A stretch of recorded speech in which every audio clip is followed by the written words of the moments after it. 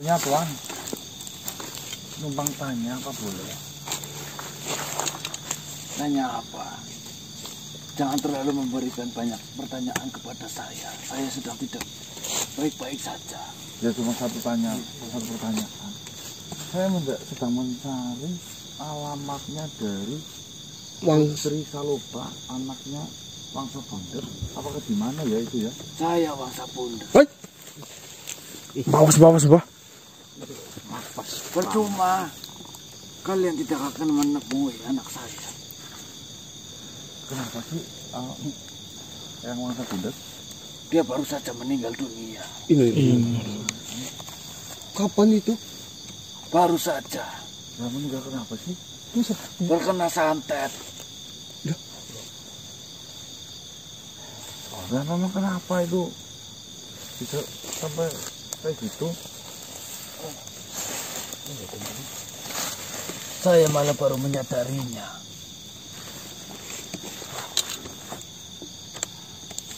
Ternyata kelakuan saya yang galak ke setiap orang yang mendekati anak saya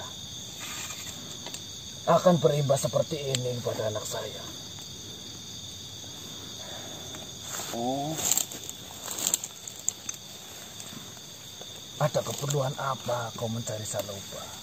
Ya saya ingin bertemu, ingin menanya-nanya karena informasinya ada yang menitip pesan saya untuk datang ke daerah Karangjongkeng untuk menemui seorang wanita yang cantik. Tadi saya di sana tanya yang wanita cantik hanya Putri Jenengan, Putri Saloba. Percuma, dia sudah tidak ada, sudah meninggal dunia. Saya menyadari ini semua adalah gara-gara saya yang terlalu mengkekang, terlalu menjaga Saloba dari pria-pria yang datang menemuinya. Saya terlalu galak pada mereka. Imbasnya seperti ini. Saloba selalu didekati oleh pria-pria di luar sana. Namun karena dia adalah anak sematawayang saya sangat menyayanginya. Lalu saya tidak terima ada pria yang mendekati anak saya, apalagi saya tidak mengenalnya. Saya tidak mengetahui bibit bobot dari pria-pria yang datang menuju ke rumah saya untuk menemui Saloba. Bahkan karena kelakuan saya ini, semeninggalnya Saloba anak saya, tidak ada satupun warga di desa Jonggeng ini yang melayat. Saya harus menggotong jenazah Saloba sendiri, menggali liang kuburnya sendiri. Bahkan warga saja tidak mau menemani, tidak bisa menemani. Dia hanya terbaring di kamar. Warkem, istri saya. Tiduran atau gimana? Dia sakit sudah lama. Maka dari itu manusia, saya hanya berpesan untuk kalian yang masih muda-muda. Jangan menjadi makhluk yang arogan, yang menganggap apa yang kalian lakukan adalah benar, karena itu belum tentu. Bisa jadi yang kalian lakukan di mata orang itu adalah kesalahan. Seperti saya ini, saya menyesal pada akhirnya. Sepeninggal anak saya, karena ketakutan dari warga desa Jonggeng terhadap saya karena mengetahui bahwa saya galak. Tidak ada yang melayat satupun. Ya Allah, ya Allah. Bahkan istri saya dia tidak bisa menemani di Akhirnya, peristirahatan terakhir anaknya. akhirnya jenengan gendong sendiri, kubur sendiri. Ya, saya memandikannya sendiri, mengkafaninya sendiri, menggali liang lahatnya sendiri, mendoakan sendiri. Tetapi dengan datangnya kalian, saya bersyukur masih ada yang peduli dengan Salopa, walaupun kalian tidak saya kenali. Aduh, Jan. Mungkin dari kejadian ini saya akan merubah semua yang sudah menjadi watak saya.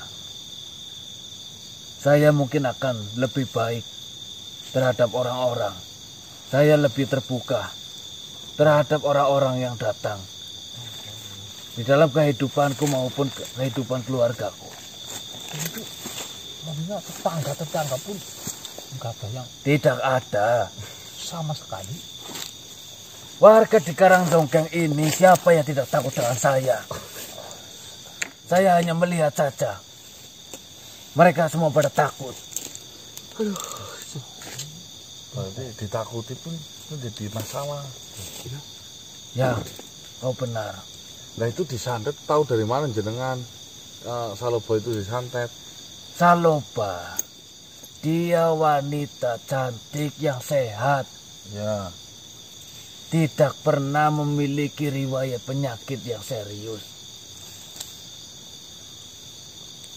Tubuhnya sempurna. Tidak ada cacat sedikit pun. Tiba-tiba tadi perutnya membesar dan mengeluarkan benda-benda aneh. Batu kerikil, besi berwarna kuning, saya tidak tahu apa. Apalagi kalau bukan disantet.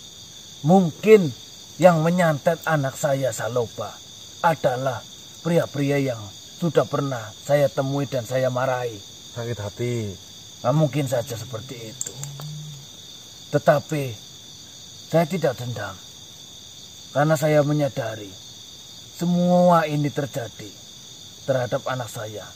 Itu karena kelakuan saya. Nah, cocok. Ya semoga yang mangsa bundet ya diberikan ketabahan ya, atas musibahnya. Setiap musibah pasti ada hikmah. Mungkin hikmahnya yang mangsa bundet sekarang menyadari betapa pentingnya Bersosialisasi, berbaur dengan yang lainnya. Karena apa? Yang namanya kita hidup kan memang harus memerlukan orang-orang lain. Tidak bisa hidup sendirian.